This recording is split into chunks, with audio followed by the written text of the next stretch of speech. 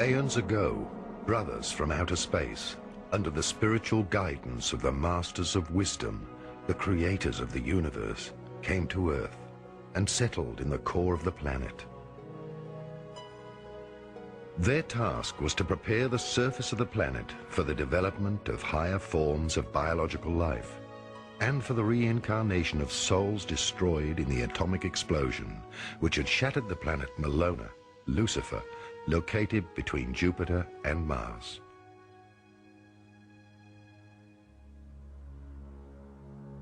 These higher supra-light bodies, completed humans, knew the divine hierarchy's mysteries of creation.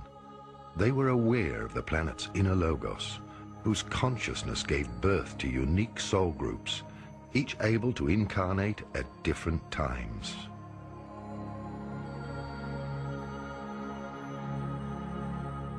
Depending on their specific stage of development in each period, human souls incarnate in order to further their growth.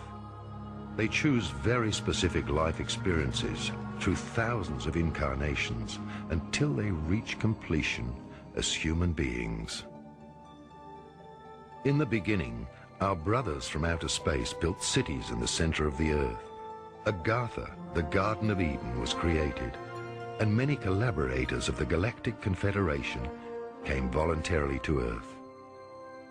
All colors and races of humanoids contributed their genetic material, as well as their plant and animal species, to this biological genesis.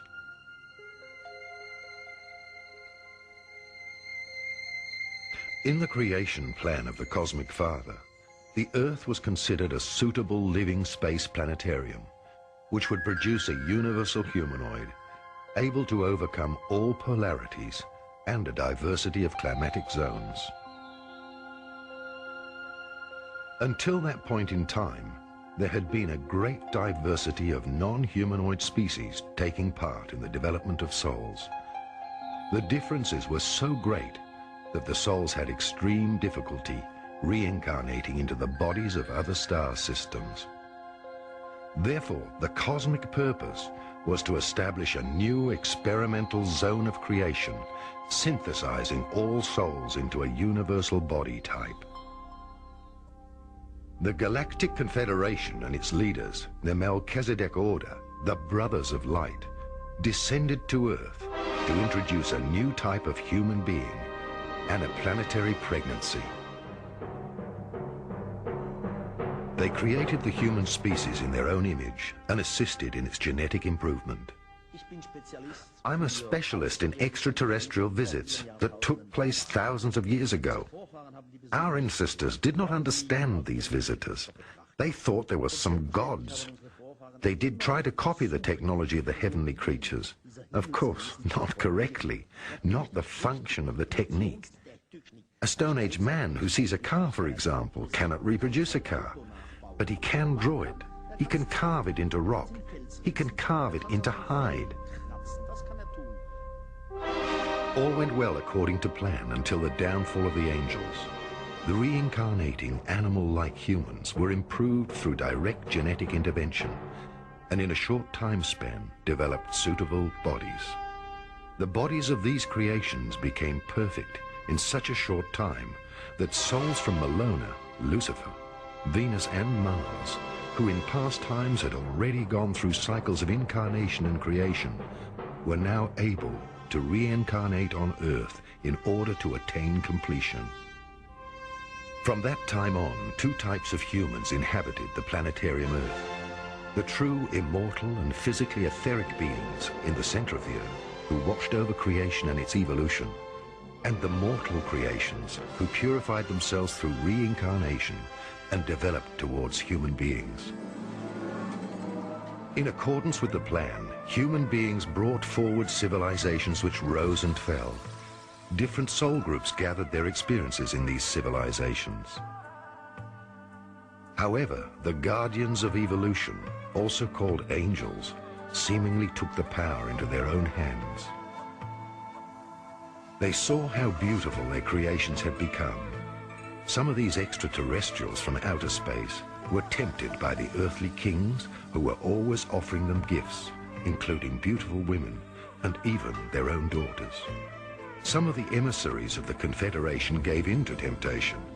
The beings from outer space physically procreated children with the reincarnated beings. This was the only action forbidden by the Elohim. From then on, they had to give up their status of impartiality and immortality.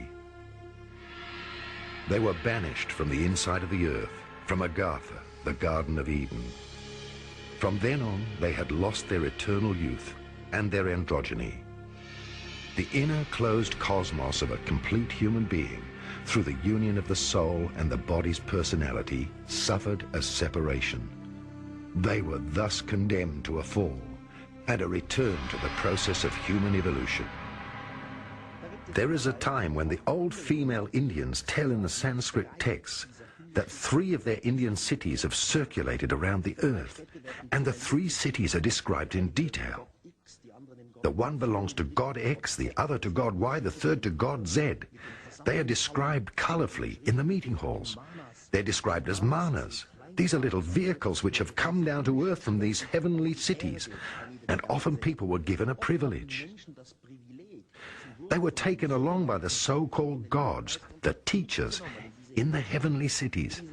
And truly, the heavenly cities are described in all detail. But then an argument broke out between the gods. One was called Siva, not the Shiva. The Siva with a C-I. This Siva had, because some so-called evil spirits had settled in one of the heavenly cities, destroyed it, and he did it with a devastating beam. It is described how the city fell to the ground, fell into the Earth's atmosphere, and finally in rubble onto the Earth. And it looked as though splinters of a meteor had fallen to Earth. Initially, the fallen gods lived for a few thousand years, but after Atlantis, to mere hundreds of years. For example, Methuselah reached 960 years of age. Yet the demigods had one consolation. They had paranormal abilities far more advanced than those of ordinary mortals. Through their higher vibrating chakras and energy centers in the physical body, they were still able to make use of their 5 higher senses. They were clairvoyant, clairaudient, clear-feeling, clear-touching, and clear-smelling. Furthermore, they had the gift of magnetism, which they were able to use to heal people. Their knowledge of sophisticated technologies rested in their subconscious. Their extrasensory gifts made them the spiritual guides of the outer world.